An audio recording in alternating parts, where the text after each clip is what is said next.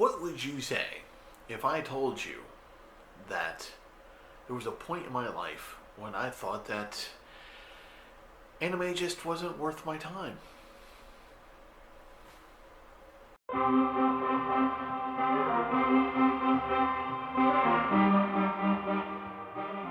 Hello, my name is Steve Gerhardt, and this is the Unagi Observer. Thank you so much for stopping by and watching today. Today, I just want to tell you a little story about myself and anime. That there was once upon a time where I actually completely abandoned that fandom and then was rescued by the great movie Akira. So, I lived what was called in broadcast. So, anything that you watched on television was broadcast. So that meant that there was a specific time on a specific date this thing would air, and if you missed it, you missed it, and that was it. And you had to hope that they would repeat it at some point, somewhere, months or years down the road. So, yeah. So, at this time that I was born, there are also not that many anime titles. Anime was still not a new thing back in the 60s like it was back in the 60s, but it was not something that Americans really knew about. If you were to go to my young self at that time and say, this is anime, I would look at you and go, what's anime? Because I was really, really young. And the only anime that you can get is whatever your broadcast station bought and decided to air. And you had to watch it at the times that they deemed or thought that you would be watching it.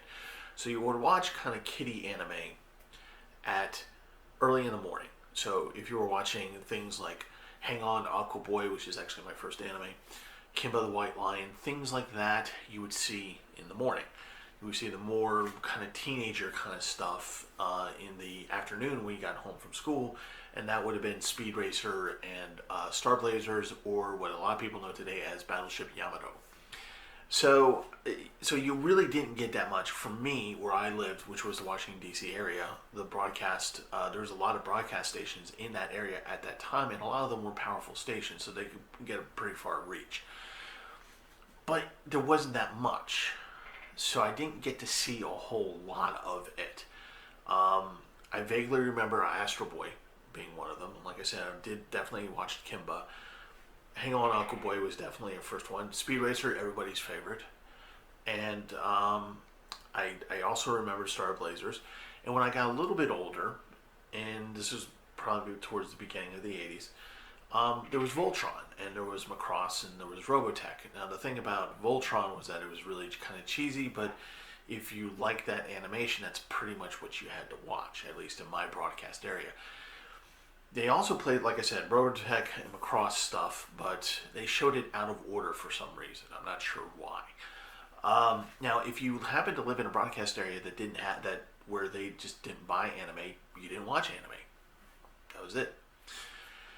So my exposure to anime is very limited at this point in my life. Very small. I really don't know that much.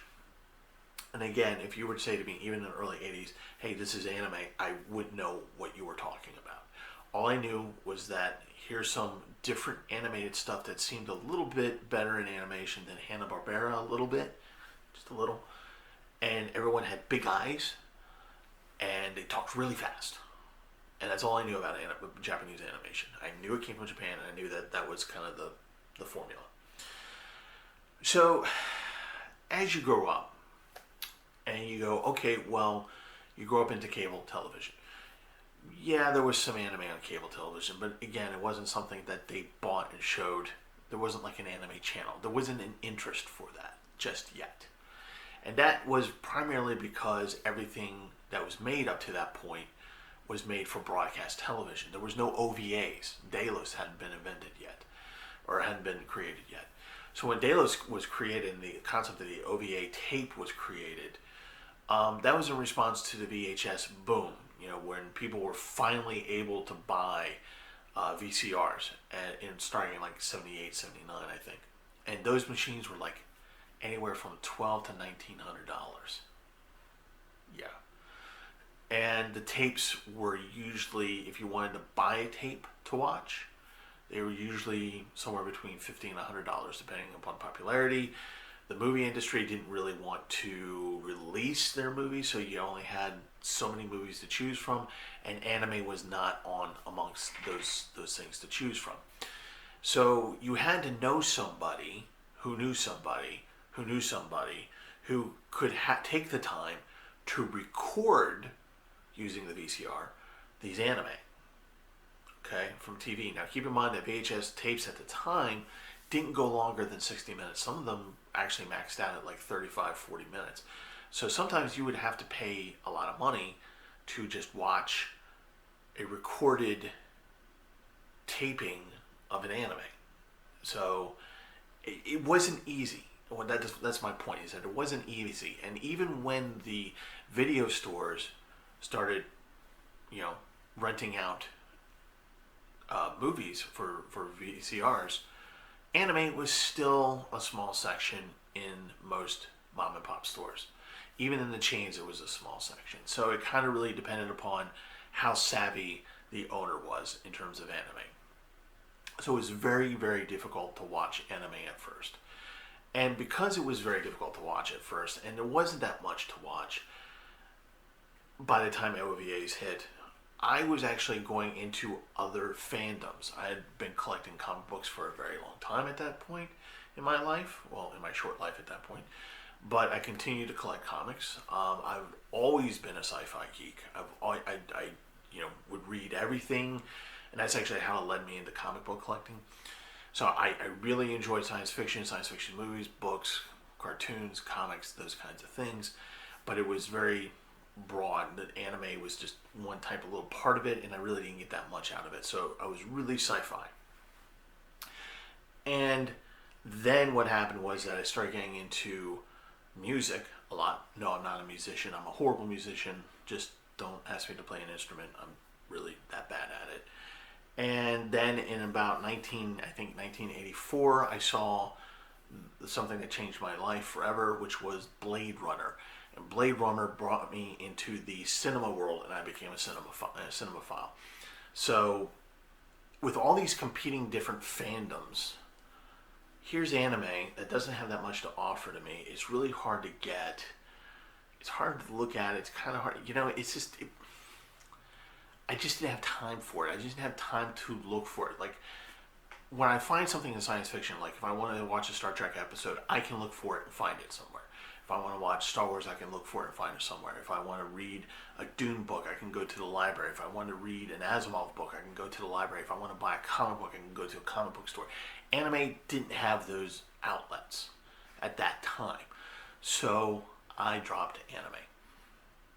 Fast forward to my freshman year of college, down in High Point, North Carolina. Worst place I've ever stayed. Seriously, I'm not a fan of High Point. I would later transfer back up here to UMBC. Anyway, so while at High Point, I hung out with a group of guys who were similar interests as I did: science fiction, comic books, music. It was the first time that I was actually talking to other cinephiles, so it was really kind of cool. And we also did other things. We did things like we did role-playing games. So we played role-playing games, Dungeons & Dragons, of course, and did things like that. We also played this pretty cool game called Cyberpunk, TSR Cyberpunk. And then we played one day this role-playing game called Robotech. And one of my friends brought this in and said, "Hey, let's play this today." I went, "Oh, Robotech, I remember the cartoon. I remember watching this." And he kind of gave me a look. He said, "So you watched anime? You watch anime?" And I go, "You mean the Japanese cartoons, right?" He's like, "Yeah." And with the big eyes, "Yeah. I used to, but it's not something that I'm really interested in." He goes, "Okay." So we go through the game. We play the game. Winter break happens. He comes back from winter break and he says, "Hey guys, I got this really great present." And this was 1990.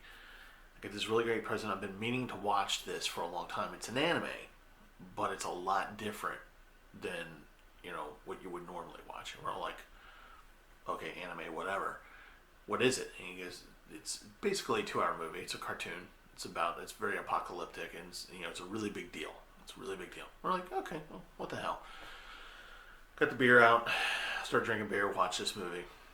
2 hours and 6 minutes later, we're all sitting on our respective seats and couches.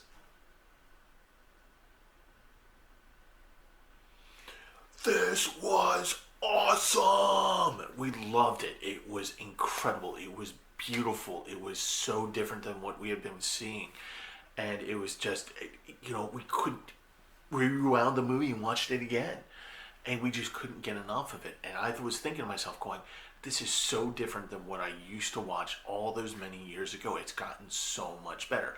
Now, my friend did explain that, this had a budget and, not all anime are like this, but this is kind of like what anime is moving towards. And I was just like, really? He goes, yeah, you want to see some other stuff.